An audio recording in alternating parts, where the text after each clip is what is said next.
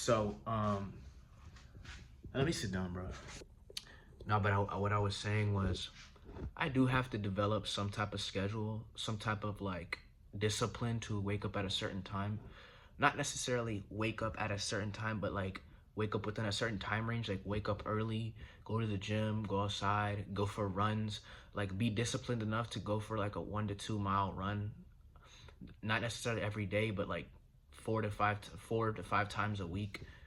To meditate 2 times a day, to visualize 3 times a day, to get nature walks in, to eat it particularly healthy, not high inflammatory or lethargic, like foods that cause like high lethargy.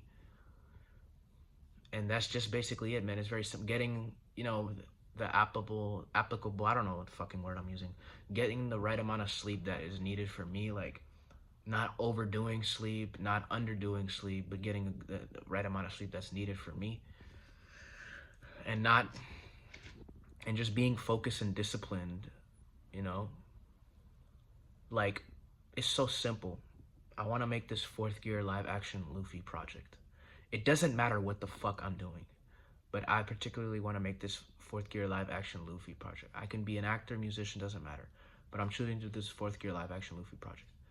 Now, I know that life is not all about goals, and it's not all about, that's not the basis of life, which is why the day is mostly going to be held up on my spiritual practices, which includes meditation 2 times a day.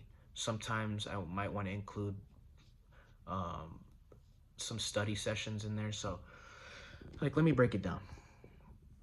Wake up, visualization session on the goal, the desire that I'm particularly doing, but nice and relaxed and blissful. I already created an audio tape designed for that to sort of boost it up. Cold shower in the morning. Sometimes not even cold. Sometimes you might want to just take a cool one, not to overwhelm yourself, not to go too fucking hardcore. You don't have to kill yourself for this shit, but not to like have a hot shower where you're basically fusing out your system. Gym, weights, cardio, nature. Come back, quick shower, right? Same thing, room temperature or cold. Meditation, pranayama, or like stretching out, pranayama, and a little 7-minute meditation. Simple. Eating food, or after that meditation, then another visualization session, law of assumption session, and then eating some food and getting to work, doing what I want to do, learning about it, be enjoying the process of it, not being so caught up on results. I want to talk about this particular thing after I go throughout the ideal day. Then after you work for a little bit, maybe a little bit of studying session. So reading a book, reading the Bible, maybe reading a little bit of Neville Goddard, reading the Bible, reading something, like a little bit of studying and noting it, charting it down, journaling, maybe charting it down. Basically the contemplation aspect. And then another meditation session, which would probably be the second session of the day. And then after the second session, maybe a walk, maybe walk the dogs, something like that, right? Very simple day. Like there's no stress in that day, right? Like it's no stress in that day. The only thing that can be considered stressful is trying to learn a new skill, which is why like the way you approach it, it's like, are you making this the end all be all for your fulfillment? No, that's not the way you want to do it. Like you don't want learning the skill and this fucking goal that you have to be the end all be all fulfillment. The fear that you won't be able to survive, that you won't be able to make money. It's just like, bro, why are you living your life with such fear, my guy? You know what I mean? Just live, brother. Like we're all gonna die. You don't have to be scared of whether or not you're gonna have enough money on something, or whether or not like you have to rush and you have to be successful now. It's ridiculous. And I find, and it's probably the more patient that a person can be, the more successful that they actually are. It's probably quite the opposite. The faster you want something to happen, the more urgent you are about something, may just backfire on you. You may just end up being a procrastinator, and you may blow your fuse box out.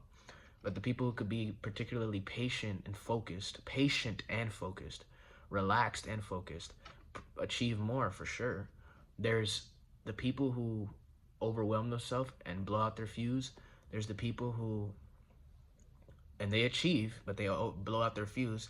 There's the people who are too lazy, overthink. And then there's the people who have a nice balance of being focused, determined, and relaxed. And that just seems the best way to live. But at the end of the day, it's because we're treating this life like a survival process. That's why the suffering happens, because we treat this life like a survival process. We never go for what we want because we treat it like a survival process. If I don't do this, I die. If I don't do this, I'm a failure and I can't live and I'm gonna be homeless and blah blah. The third, when brother, the death is coming. Like, you don't have to rush the grave, bro. Like, stop rushing yourself to the fucking grave, trying to rush every fucking thing. But before you know it, you're dead, and all you did was sprint the whole entire life. You never got to actually live. You never got to actually be present. You never got to actually relax. You never got to actually be joyful for the small things and just be happy with the whole fucking process of life. Learning a new skill. Maybe you never fucking achieved the greatness. Maybe you never achieved the goal, but you were relaxed, focused, blissful in the process of life.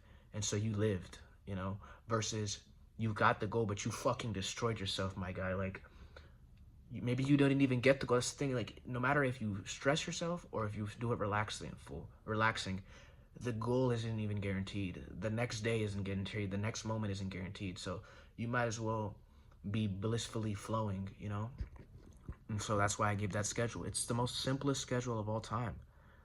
There's the idea that you don't want to do it and you want to go blah, blah, blah, because that's the brain is used to that. But I don't know why. I just have to make a schedule. Like, it's a very simple process, bro. It's a very, very simple process. Like, you just overwhelm yourself because you have a vision of what you want to achieve. But that's the purpose of the meditation. That's the purpose of the visualizations, nature, exercise, cardio. That's the purpose of all those things. And you might just open up a dimension if you become more receptive and open to life. You might just open up a blessing that you never knew that you could actually get. You know what I mean? Something beyond any physical means. So this is why we have to be grateful and we have to be humble. Study sessions will be included in there. Maybe an hour of studies, of reading and study session, just a chapter and underlining and trying to contemplate and bringing to heart what you've learned. And then after that study session, a second meditation session. Winding down, have time to wind down and chill out, And that's all I wanted to really say. The fear of not achieving something is what is making you not achieve it, because you fear that you won't achieve it, so don't achieve it. You don't even take action. You don't even do it. So that's what I want to say right now.